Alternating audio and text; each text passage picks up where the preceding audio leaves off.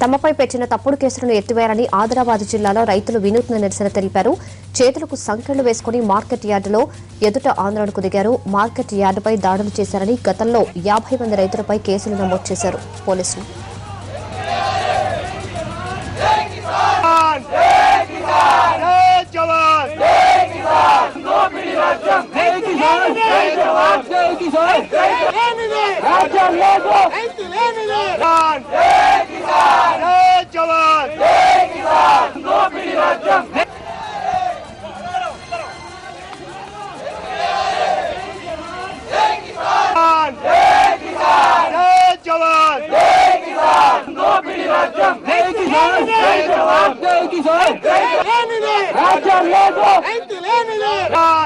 దీనిపై మరింత సమాచారాన్ని మా ప్రతినిధి మహేందర్ అందిస్తారు.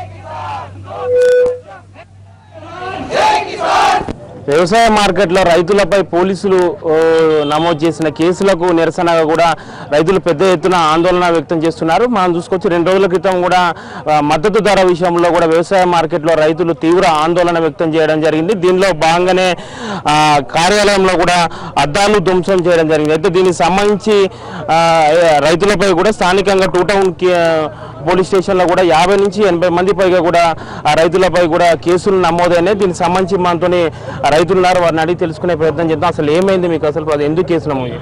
కేసులు సార్ వాళ్ళ ఇంట్లో మాటలు వాళ్ళు ఏమన్నా చేస్తారు మమ్మల్ని, మాకేమో తెలియదు. మేమేమో ధర మద్దతు కాదన్నాం. ఇతని కోట్లు వేసినాము ఈ సార్కు, ఓలకు చంద్రశేఖర్ సార్కు మద్దతు ధర అయ్యా అని మేము దిక్కుపడి కాలు మొక్కినాము. రమణ సార్ కాలు మొక్కినాం. మద్దతు ధర ఇంతకంటే ఎక్కువ కాదు మాతోని. అన్ని కేంద్రాలు అన్ని అక్కడికి ఇస్తున్నాం కదా సార్, దయచేసి ఇవ్వండి అని. అంటే ఇక పొలం అనుకోండి రెచ్చిపోయి ఏం చేసింది అంటే కొంచెం అటు ఇటు తిరిగిన పలగొట్టిన వాళ్ళు రైతులు కాదు సార్.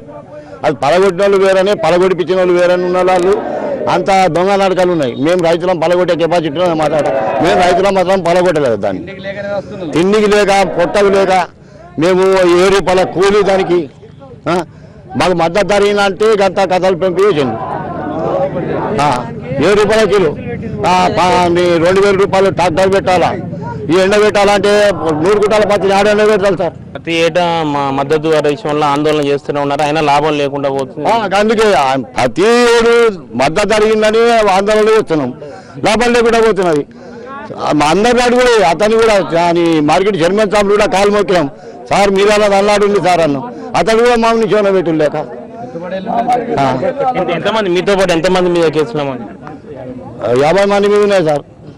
ఇక 50 మంది మీద ఉంటే మొత్తం ఇక ప్రజలందరి మీద ఉన్నట్టే. మేము అందరం వస్తాం, ఇక మేము అందరం అశ్వబాదికి పెట్టలేము. ఇక ప్రజలందరం ఈ జిల్లాలో ఎంత ప్రజలు ఉంటే అందరం మంది అశ్వబాది పోతామని ఇలాకుంటే ఇది గ్యారంటీ మాట.